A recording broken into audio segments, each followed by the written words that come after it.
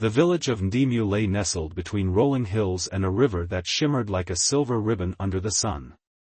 Its people lived in harmony with the land, their homes built from rich, red clay, their lives dictated by the rhythms of nature. Laughter and music often filled the air, especially during the harvest season when the fields yielded their golden grains. Among the many families that called Ndimu home, none were as revered as Chief Hamza's. A man of great wealth and influence, he was known for his firm leadership, his unbending principles, and his fierce love for his only daughter, Amina. Amina was the light of his life, a young woman with skin as smooth as polished ebony, eyes as deep and mysterious as the night sky, and a smile that could melt the hardest of hearts. She moved with the grace of the wind, her laughter ringing through the village like the melody of a flute. Many young men had sought her hand, yet none had ever won her heart. Until Idris. Idris was not of noble birth. He was the son of a humble farmer, a boy who had grown into a man with hands calloused from years of toil. His skin was bronzed from long hours under the sun, his broad shoulders and strong arms a testament to his labor. But it was his eyes, fierce, yet kind, that captured Amina's heart from the moment they met. It happened one warm afternoon at the village well. Amina had gone to fetch water, humming softly to herself as she balanced a clay pot on her hip. The well was a meeting place for many, a hub of laughter and gossip, but that day, only one voice mattered to her, the deep, steady voice of Idris. She hadn't noticed him at first, too busy adjusting the cloth around her head. But when she turned, her heart stumbled in her chest. Idris was standing near the well, speaking with another young man, his head tilted slightly as he laughed. The sound of it, rich and warm, sent a shiver down Amina's spine. It was in that moment, distracted by his presence, that she lost her grip on the pot. It slipped from her hands, crashing to the ground, shards of clay scattering in every direction. A hush fell over the gathering. Before she could react, Idris was there, kneeling beside her, picking up the broken pieces. "Are you hurt?" he asked, his voice laced with concern. Amina shook her head, unable to speak. Their eyes met. And in that instant, something unspoken passed between them, a connection that neither of them could explain, yet neither could deny. "Here," Idris said, offering her a smaller piece of the pot. "It seems even the strongest clay can break when caught off guard." Amina swallowed hard, forcing herself to look away. She could feel the eyes of the other villagers on her, whispering behind cupped hands. "Thank you," she murmured, her fingers brushing against his as she took the piece from him.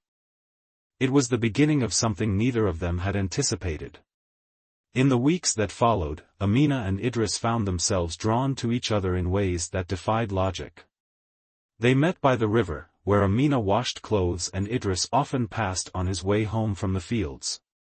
They exchanged stolen glances in the marketplace, where he would linger near her family's stall, pretending to examine the woven fabrics she sold. Their love was quiet at first, spoken in glances and smiles, in fingers brushing against each other as they walked side by side. But love, like fire, cannot be contained.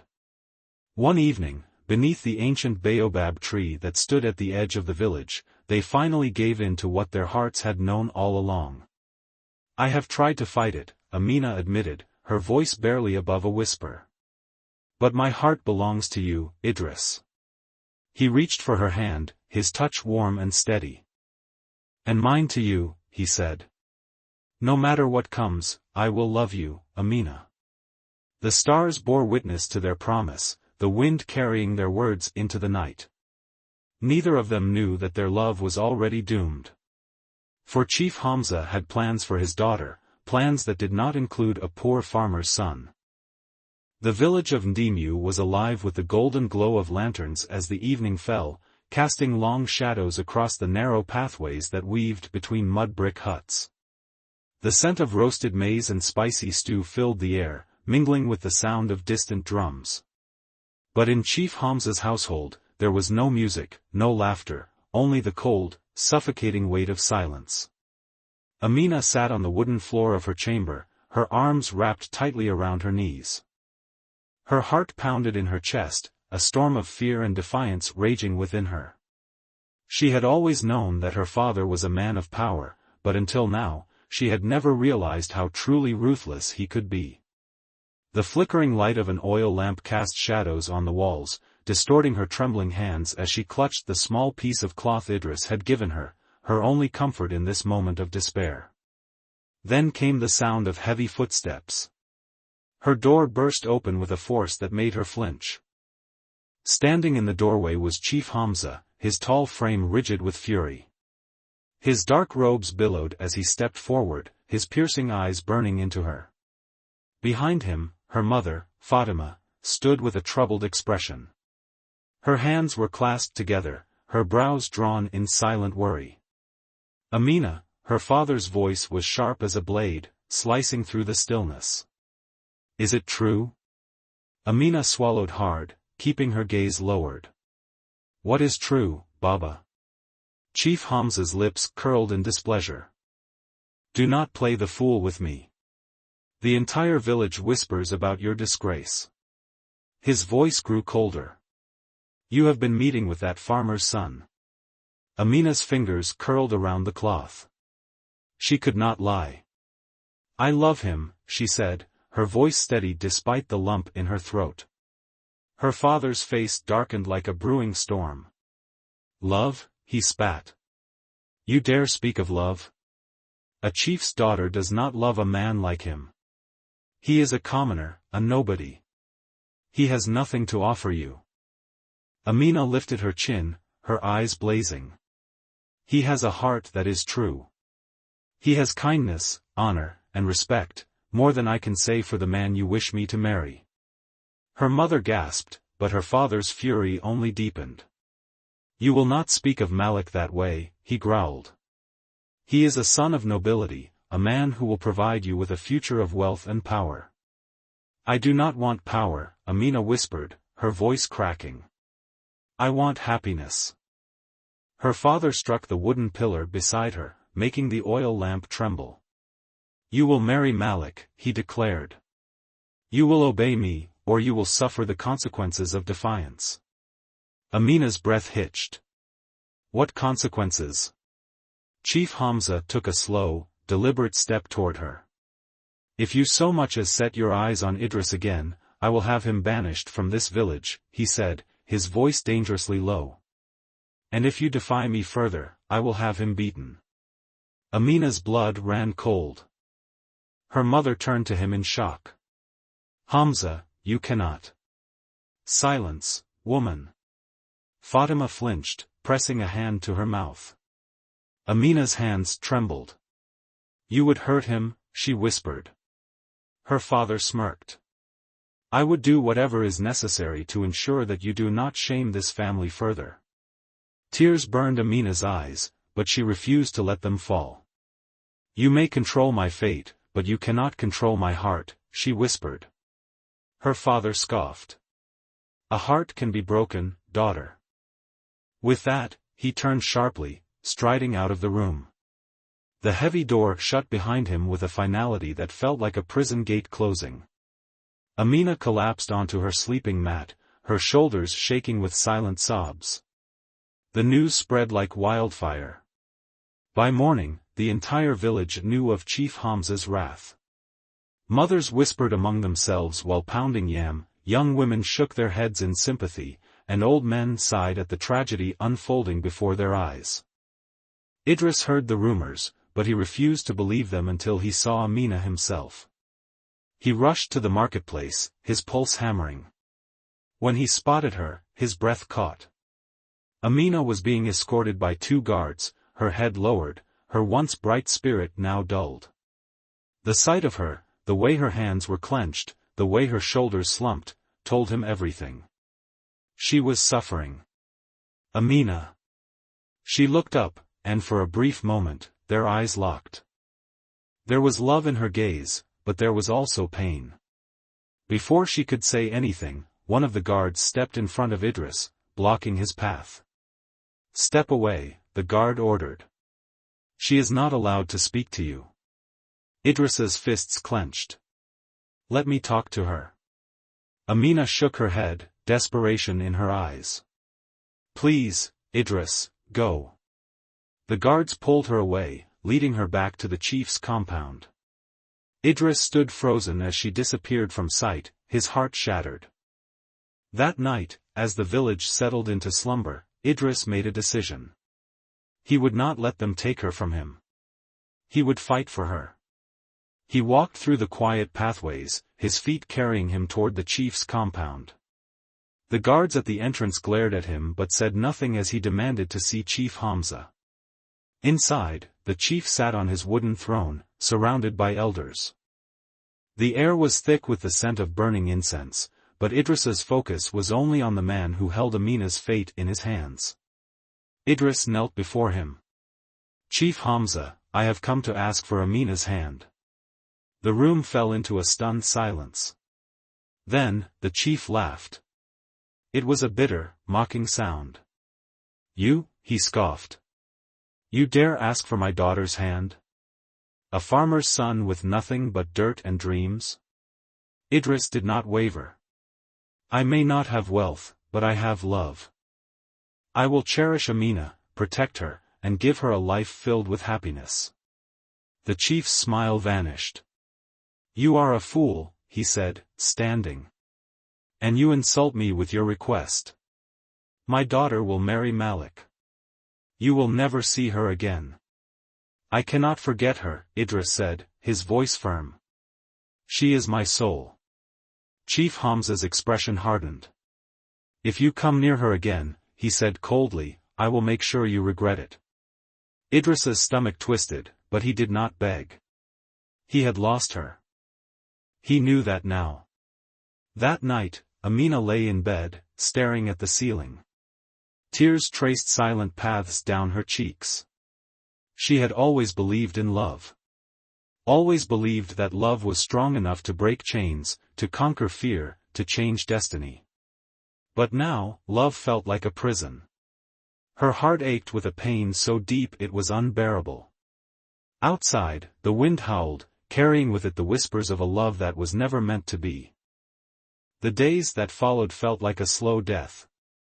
Amina was no longer the girl who once danced freely under the moonlight, laughing as the wind played with her braids.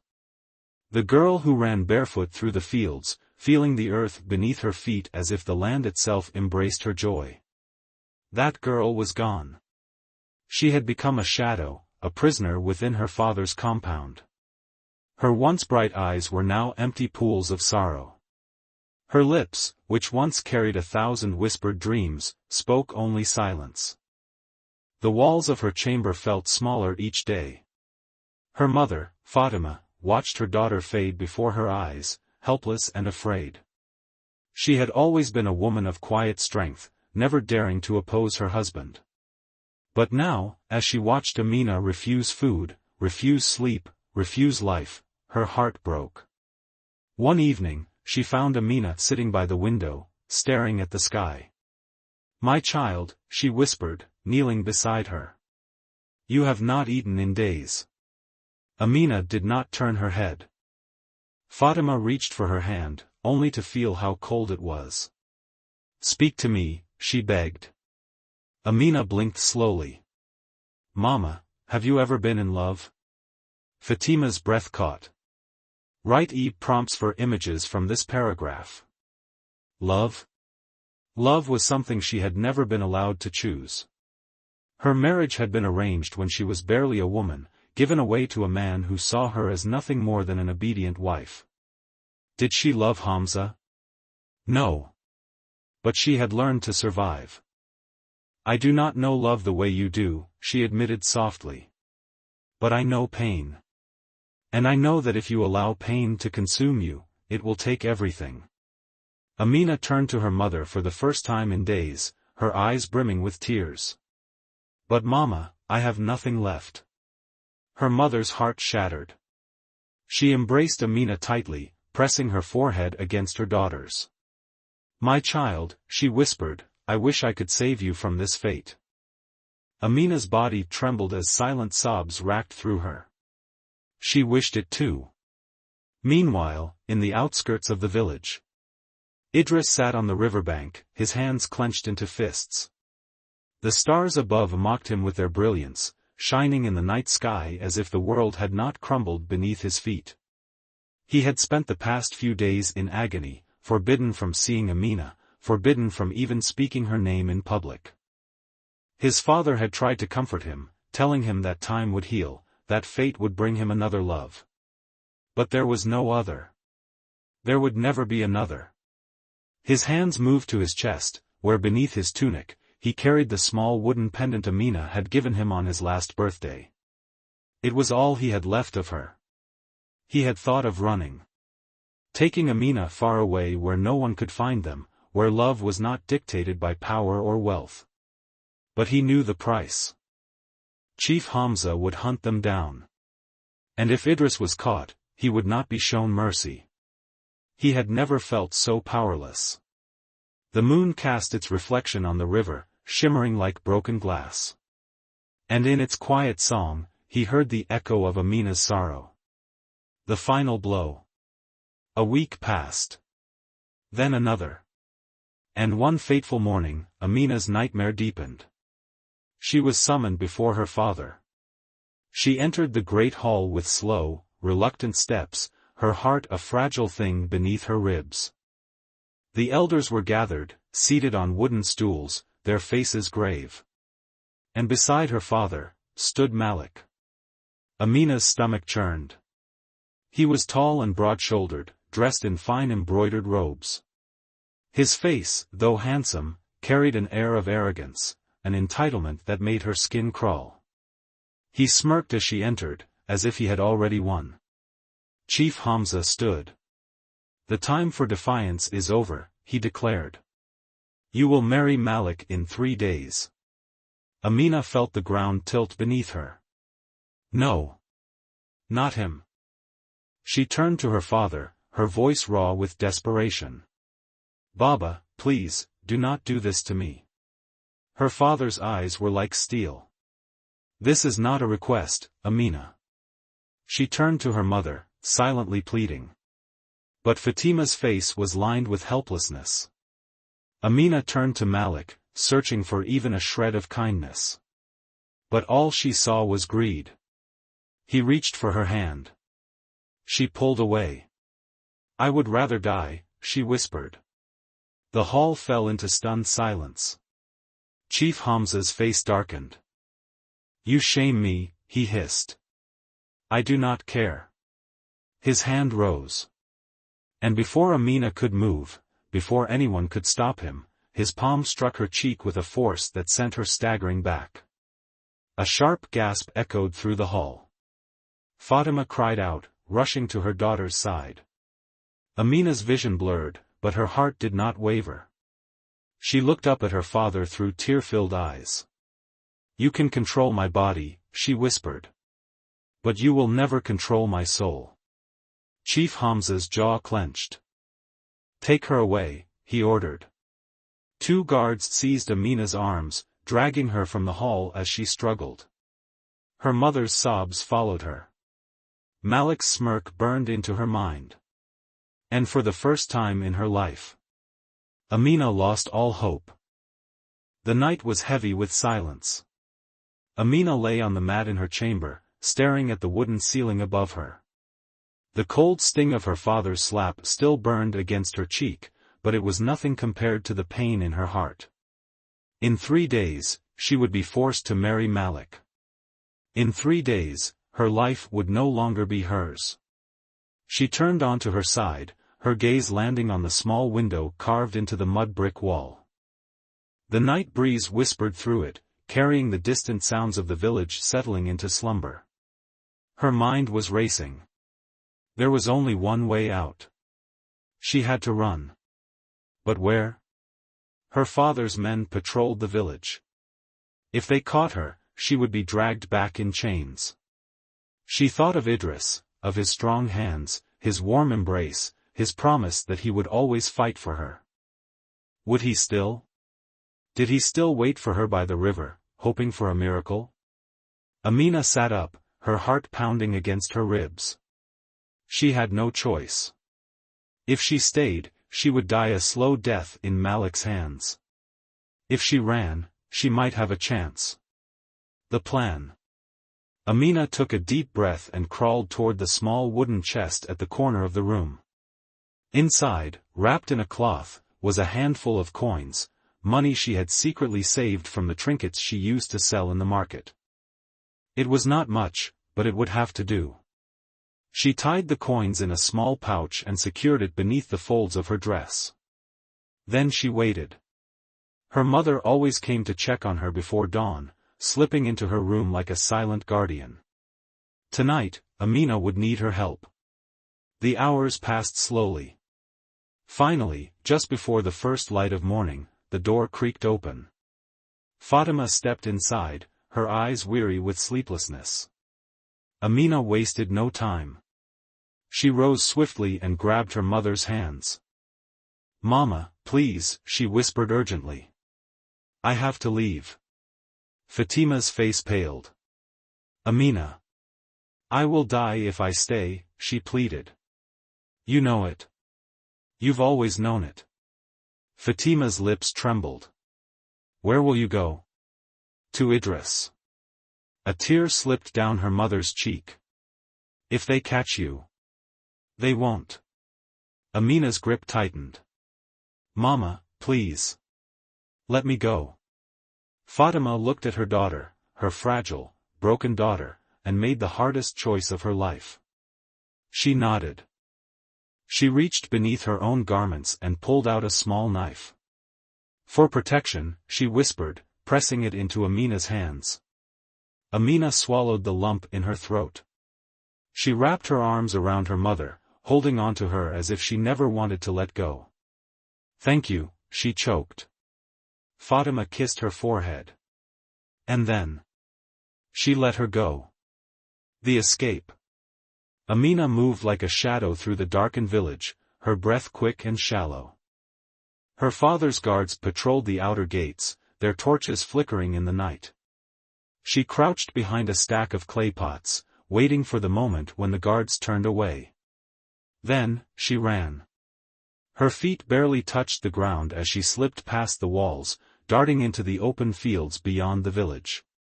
The wind howled against her skin, pushing her forward as if it, too, wanted her to be free. She did not stop. She ran past the acacia trees, past the sleeping goats, past the memories of a life that no longer belonged to her. And then, "Amina?" She froze. A figure stepped from the shadows. Tall. Familiar. Idris. Her heart cracked open at the sight of him. He was thinner, his eyes sunken with grief, but he was still Idris, her Idris. She rushed into his arms, sobbing against his chest. "You came," she gasped. His hands trembled as they held her.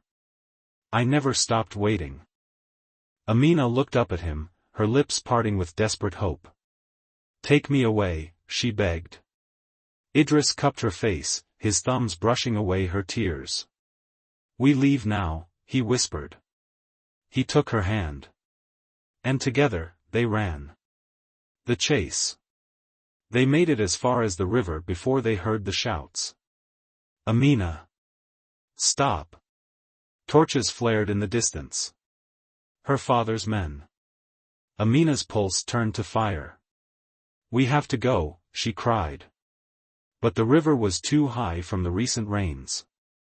The only way across was the old wooden bridge, and it was barely strong enough to hold one person at a time. Idris turned to her, his face torn between fear and love.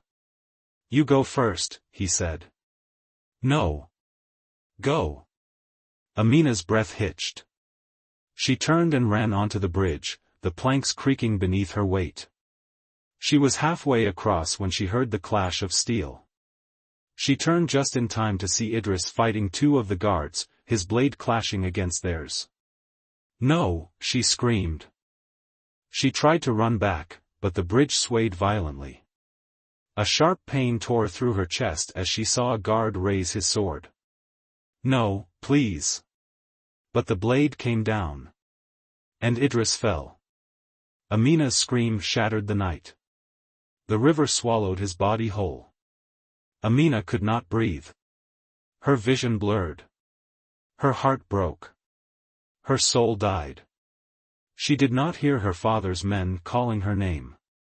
She did not feel their hands pulling her from the bridge. All she felt was emptiness. Because Idris was gone. And so was she. The world had lost its color. Amina sat in silence, her hands bound, her dress soaked with the cold river water. Her father's men had dragged her back to the village, but she no longer cared. Her heart had been left behind, somewhere beneath the rushing river, tangled with Idris's lifeless body. Her father stood over her, his face dark with anger. "You have disgraced me," he said. Amina did not respond. She had nothing left to say.